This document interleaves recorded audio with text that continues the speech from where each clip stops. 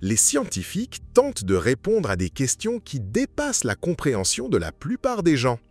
Ils passent des années à acquérir des qualifications, puis consacrent leur vie à se débattre avec des questions que la plupart d'entre nous ne pourraient même pas commencer à comprendre. Même dans ce cas, il arrive souvent qu'ils ne parviennent pas à trouver de réponse satisfaisante. Cette vidéo traite de découvertes incroyables qui les ont laissés avec des problèmes qu'ils ne peuvent pas résoudre. Les observations de lumières étranges dans le ciel sont le début de nombreuses histoires de science-fiction. Et pourtant, parfois, elles apparaissent pour de vrai. Une collection d'orbes lumineux est apparue au-dessus de l'East Valley de Mesa en Arizona aux États-Unis en décembre 2019 et a été capturée par des dizaines de citoyens avec des caméras de téléphone. Dans les vidéos plus détaillées, les lumières semblent laisser tomber des objets lumineux ressemblant à des fusées éclairantes vers le sol, et se déplacer également de haut en bas d'une manière qui semble contrôlée. L'administration fédérale de l'aviation a été informée de l'incident et a examiné les images, mais n'a pas pu fournir d'explication. Il y a eu également plusieurs autres rapports d'orbes lumineux apparaissant dans le ciel au-dessus de plusieurs villes américaines le même jour et ils ont également été filmés. Toutes les excuses habituelles ont été avancées, du gaz des marais aux avions militaires et aux fusées éclairantes de parachute, mais aucune d'elles ne semble correspondre à ce que nous pouvons clairement voir sur les images. Quelle est la véritable histoire derrière ces lumières inhabituelles? Si l'administration fédérale de l'aviation ne peut pas les expliquer et que la garde nationale non plus, ne devrions-nous pas être plus intéressés à trouver la vérité? Grâce à Google Earth, nous pouvons désormais explorer la surface de notre planète avec plus de détails que jamais auparavant sans quitter le confort de nos propres maisons. C'est une commodité énorme et c'est une commodité que certaines autorités préféreraient que nous n'ayons pas. En 2019, des images d'une série de structures mystérieuses en Antarctique sont devenues virales sur les médias sociaux, entraînant des spéculations sur ce qu'elles pourraient être. À peine un mois plus tard, les images ont complètement disparu de Google Earth. Elles étaient visibles à la surface à partir de 2015, mais il semble que quelqu'un, quelque part, n'ait pas aimé le fait qu'elles aient soudainement attiré l'attention du monde et ait demandé à Google de masquer les images. Le mouvement soudain vers le secret implique que les structures sont une installation militaire d'une sorte, mais à qui appartient-elle et que s'y passe-t-il? Pourquoi ressemble-t-elle si peu à toute autre base militaire sur Terre? S'il s'agissait d'une station de recherche antarctique standard, il n'y aurait aucune raison de la cacher. Il doit donc se passer quelque chose de secret ici. Il ne semble pas que quiconque va nous laisser entrer dans le secret de sitôt. En 2015, des excavateurs russes travaillant dans une mine en Sibérie sont tombés sur un étrange objet en forme de soucoupe à presque 61 mètres sous terre. Il ressemble à une soucoupe volante de manuel à tous égards, à l'exception du fait qu'il est beaucoup trop petit. Peut-être que les extraterrestres sont minuscules et qu'ils pensent que nous sommes tous des géants. Lorsque l'objet inexpliqué a été trouvé dans la mine du bassin de Kouznets en Sibérie, des archéologues professionnels ont été convoqués sur les lieux. Ils pensent qu'il s'agit d'un objet fabriqué par l'homme en raison de sa forme et de sa composition, mais ne sont pas en mesure d'offrir des théories sur son âge ou son origine. Des os de mammouth ont cependant été trouvés dans la région à une profondeur moindre que l'objet en forme de soucoupe. Nous pouvons donc probablement supposer qu'il a été enterré pendant plusieurs milliers d'années. Nous n'avons aucune idée de la raison pour laquelle des êtres humains vivant il y a des milliers d'années construiraient un objet aussi unique, presque parfaitement circulaire, et le jetteraient de cette manière. Le simple fait de l'amener à cet endroit a dû être un défi, car il pèse plus de 180 kg. Il doit y avoir une bonne explication à son existence, mais nous ne la trouvons pas. Grâce à un phénomène connu sous le nom de pareidolie, les humains ont l'habitude de voir des visages là où il n'y en a pas. C'est pourquoi les gens disent parfois qu'ils peuvent voir un homme sur la Lune ou le visage de Jésus dans un morceau de pain grillé. Ce phénomène pourrait-il également expliquer le visage qui semble nous fixer du côté d'une falaise sur l'île de Rex dans le parc national de la réserve de Pacific Rim au Canada? Ou des humains anciens ont-ils sculpté ce visage à l'époque préhistorique? Hank Goose de la Première Nation aborigène Séchot a été informé du visage par un touriste en 2015 qui a affirmé l'avoir vu en naviguant en kayak. La plupart des gens auraient ignoré le touriste, mais Hank a pensé qu'il semblait honnête et digne de confiance, alors il est parti à sa recherche. Il l'a finalement trouvé 2 ans plus tard. Il est intéressant de noter que le visage de 2 mètres de haut est similaire à un visage en bois sculpté sur la porte d'entrée du bureau de l'administration de Tichot. Au grand plaisir de Hank, cela suggère une combinaison entre le monument apparent et son propre peuple. Les scientifiques disent que le visage, qui est presque impossible à atteindre à pied, est une formation naturelle dans la roche. Hank n'est pas d'accord. Qu'en pensez-vous? En ce moment, le rover Perseverance de la NASA est sur Mars, prenant de meilleures images de la surface martienne que nous n'en avons jamais vues auparavant. Peut-être finira-t-il par éclairer quelque chose que son prédécesseur, le rover Curiosity, a repéré en 2016. Le 21 juillet de cette année-là, le rover a envoyé une photo qui semble montrer un objet cylindrique posé sur le flanc. Il se distingue des pierres et des roches qui l'entourent et semble être recouvert de tuiles ou de panneaux rectangulaires. En termes simples, il semble s'agir d'un objet d'origine artificielle. Il ressemble plus que légèrement au type de mine marine utilisée pendant la Seconde Guerre mondiale. La NASA affirme que l'image est de mauvaise qualité et légèrement floue, et que ce n'est donc rien de plus intéressant qu'une grosse roche, mais tout le monde n'est pas convaincu. La photo nous semble assez claire, et bien que nous pensions qu'elle ressemble plus à un baril qu'à une mine marine, elle pourrait bien être artificielle. Peut-être s'agit-il d'un vestige d'une mission précédente sur Mars. Ou peut-être est-ce tout autre chose. Si la NASA pouvait demander à Perseverance d'aller jeter un coup d'œil à la même zone avec sa caméra haute définition, nous serions très reconnaissants. La plupart des gens ne croient pas au Bigfoot. Bien qu'il y ait eu plusieurs récits de créatures géantes ressemblant à des singes vivant dans les forêts d'Amérique du Nord au fil des ans, aucune preuve convaincante de leur existence n'a jamais été trouvée. Où l'a-t-elle été?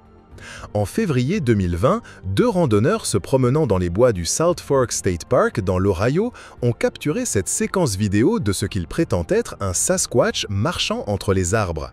Le parc est un point chaud pour les observations de Bigfoot, avec plus de 30 signalements depuis les années 1980. Les randonneurs affirment avoir été conduits à cet endroit de la forêt en suivant une piste d'ossements de cerf. Ils rapportent également avoir entendu plusieurs bruits étranges alors qu'ils s'approchaient de la créature, bien que les meilleures images qu'ils aient capturées étaient prises par un drone parce qu'ils n'osaient pas s'approcher davantage.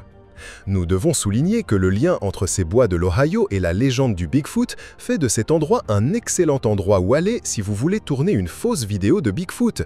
Et la créature que nous pouvons voir ici pourrait bien être quelqu'un dans un costume de gorille. Mais les randonneurs sont catégoriques, ils disent la vérité. Le triangle des Bermudes est l'un des mystères les plus connus au monde. D'innombrables navires et avions ont disparu ou se sont écrasés dans la région pour des raisons inexpliquées, et personne n'a jamais été en mesure d'expliquer pourquoi. Tout, des propriétés magnétiques inhabituelles du sol aux enlèvements extraterrestres, a été blâmé pour le phénomène du triangle des Bermudes. Mais en novembre 2019, une idée nouvelle et encore plus étrange a été proposée après qu'un calmar géant se soit échoué sur les plages de Sainte-Augustine en Floride, aux États-Unis. Les marins qui ont traversé la zone avec succès au XVIIe et XVIIIe siècle se sont parfois plaints d'être attaqués par une créature marine géante, et il semble qu'ils aient pu dire la vérité. Cette carcasse de calmar mesure plus de 61 mètres de long.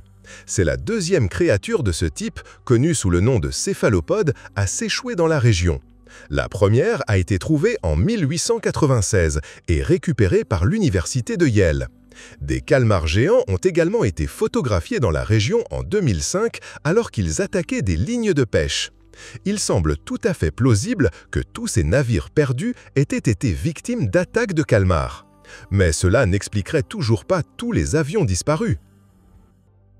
De nombreuses civilisations anciennes aimaient croire qu'elles pouvaient prédire l'avenir. Le calendrier Maya est célèbre pour avoir prédit sans succès la fin du monde en 2012, par exemple. Y a-t-il davantage à dire sur le calendrier Hayvanli Turk Takvimi de 12 animaux qui a été créé il y a 2200 ans par les Turcs d'Asie centrale? Selon certains chercheurs, il est si précis qu'il a même prédit la pandémie de 2020. Il y a 12 animaux sur le calendrier, chacun représentant une année. 2020, par exemple, était l'année du rat. Les prophéties spécifiques pour 2020 incluent des incendies, des tremblements de terre, des infestations de criquets et des épidémies. Vous trouverez des incendies, des tremblements de terre et des infestations de criquets quelque part dans le monde chaque année, il n'y a donc rien de spécial à prédire cela. Mais la prédiction de l'épidémie est beaucoup plus précise. Bien que cela semble assez lointain maintenant, vous vous souvenez peut-être aussi qu'il y a eu un grand incendie en Australie début 2020, de sorte que les croyants du calendrier... Comment des empreintes géantes pourraient-elles exister à plus de 4 km sous la surface de l'océan? Nous n'en avons aucune idée, mais nous savons qu'elles sont là parce que nous en avons des photos. Les traces ressemblant à des empreintes se trouvent au fond de l'océan Pacifique, entre Hawaï et le Mexique, et défient la science. Chacune d'elles mesure plus de 2 mètres de long et plus d'1 pied de profondeur. Il faudrait quelque chose d'incroyablement lourd pour faire de telles indentations sur le fond marin, et nous ne connaissons aucune forme de vie suffisamment lourde qui pourrait survivre à une telle profondeur. Les marques n'ont pas été causées par une opération minière ou de recherche, et sont trop grandes pour avoir été faites par une espèce de poisson connu. La piste d'empreintes se compose de plus de 3000 empreintes, qui sont également espacées et suivent le même motif de foulée que les empreintes humaines.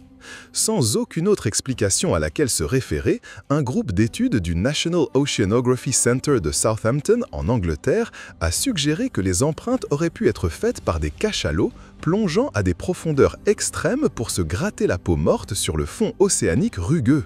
Cela semble ridicule et ils n'ont pas encore fourni de preuves à l'appui. Si vous vous intéressez à tout ce qui touche à l'espace, vous vous souvenez peut-être de l'objet interstellaire connu sous le nom d'Oumuamua, qui a croisé la Terre à grande vitesse en 2017. Même à l'époque, on spéculait que l'objet en forme de cigare pourrait ne pas avoir une origine naturelle. Et bien que les scientifiques se soient empressés de dire qu'il s'agissait d'une comète à l'époque, il reste encore des questions à son sujet qui n'ont pas été résolues. Les comètes ont des queues. Oumuamua n'en avait pas. Il aurait également pu s'agir d'un morceau inoffensif de roche interstellaire, comme un astéroïde, mais cela ne semble pas juste non plus. L'analyse de la vitesse à laquelle il a dépassé la Terre montre qu'il se déplaçait plus vite qu'il n'aurait dû si la seule force agissant sur lui était la gravité du Soleil. Cela suggère que quelque chose d'autre l'accélérait. Encore une fois, cela pourrait normalement être expliqué par une queue cométaire, qui fournit un effet de fusée, mais pas dans ce cas. Le professeur de Harvard Avi Loeb et ses collègues du Harvard Smithsonian Center for Astrophysics ont proposé que l'objet inhabituellement brillant ait pu en fait être une voile solaire d'origine artificielle. C'est une chose incroyable à dire pour un universitaire respecté, et pourtant les scientifiques ne semblent pas vouloir l'entendre. En ce qui concerne les découvertes inexpliquées, le cratère Patomsky est assez grand. Il est difficile de manquer cette énorme dépression sur la Terre à Irkoutsk, en Sibérie. Quelque chose a évidemment ravagé le sol ici, mais personne ne sait à quoi l'attribuer. La croûte calcaire, couplée à la dépression en forme d'anneau, suggère un impact de météorite, mais cela ne semble pas juste. Le cratère a à peine 400 ans, et si un impact de cette taille s'était produit il y a 400 ans, il devrait y en avoir une trace. Une autre idée est qu'une poche de gaz naturel profondément enfouie a perforé la surface du sol avec une telle force qu'elle a brisé la roche. Cela pourrait être plus plausible qu'un impact de météorite, mais il y a toujours une bizarrerie ici. Les arbres qui entourent le cratère poussent beaucoup plus vite que les arbres de la forêt environnante, même s'ils sont de la même espèce. Cela implique que les arbres ont été exposés à une forme de rayonnement, et cela ne correspond pas à l'explication du gaz. Cela ne correspond même pas nécessairement à l'explication de la météorite. Quelque chose s'est passé ici et cela a eu un effet profond sur les arbres, mais nous n'avons aucune idée de ce que c'était, et les scientifiques non plus. S'approcher trop près du Soleil serait une très mauvaise idée. Il fait si chaud que rien ne pourrait survivre très longtemps à proximité de l'étoile, et pourtant il semble que quelque chose y soit parvenu. En avril 2020, la présence d'un étrange objet noir en forme de triangle flottant près du Soleil a été détectée, et il est resté au même endroit depuis. Le fait qu'il ait duré si longtemps et qu'il ne semble pas bouger signifie qu'il est très peu probable qu'il s'agisse d'une tache solaire. Alors, qu'est-ce que cela pourrait être d'autre? Les fans de Star Trek ont plaisanté en disant qu'il s'agissait d'un cube Borg, mais nous pensons que nous pouvons tous exclure cette idée. Ce n'est pas la bonne forme pour commencer. L'astronome Scott Waring affirme que le Soleil tourne sous l'objet inexpliqué. Il n'est donc pas attaché à la surface de l'étoile. Le fait qu'il soit noir est également un mystère, car tout ce qui est si proche de la surface du Soleil devrait être ardent et apparaître en blanc sur ces images. Les théoriciens du complot extraterrestre pensent qu'il s'agit d'un vaisseau spatial. C'est extrêmement improbable, et pourtant cela ne peut être exclu au motif que nous n'avons actuellement pas de meilleure explication.